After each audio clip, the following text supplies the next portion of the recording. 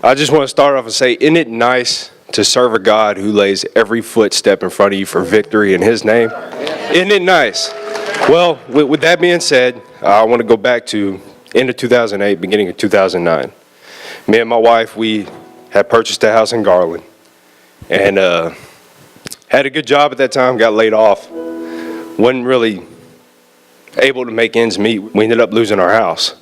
While we were losing our house, like 3 weeks before we had to leave, we lost power. We lost electricity. We lost water. Didn't have anything.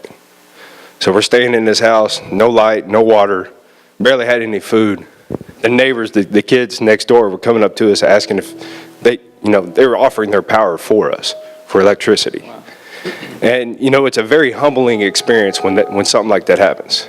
Me and my wife, we were having huge disagreements. We pretty much hated each other at that point in our relationship.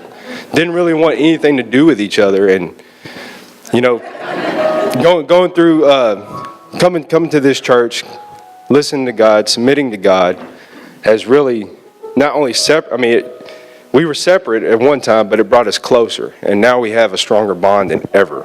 He mentioned how the little boy from next door came, and he came to the front door, and the lights are out in the house, and I'm sitting in my bedroom. We got this little knock at the door, and this little boy comes holding an extension cord, and he said, "My dad asked me to come over here and ask you guys if you wanted to hook up to our power."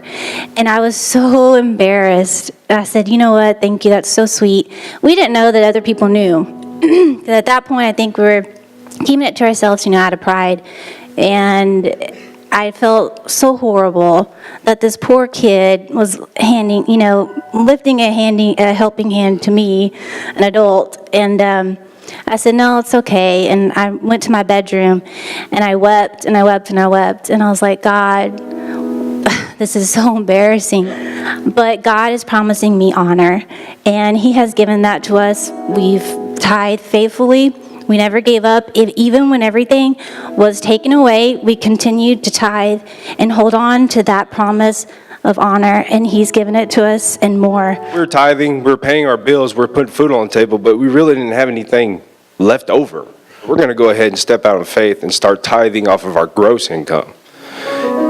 It hurt a little bit to begin with. It's like, man, we're barely making ends meet right now. We're barely able to put food on the table.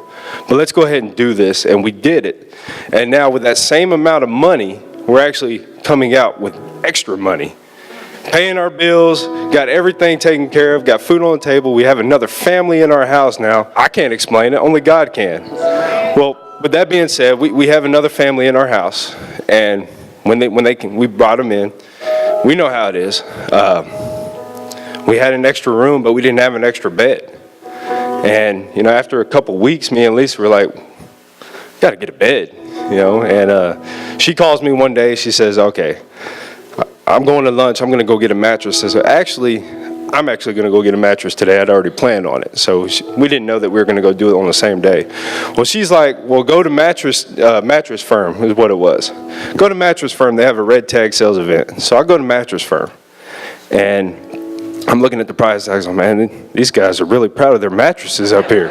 So I look at it, I'm like, well, I don't know if I can afford this, so let me go see what other options I have. Well, right down the street, there's another little mattress place right down the road.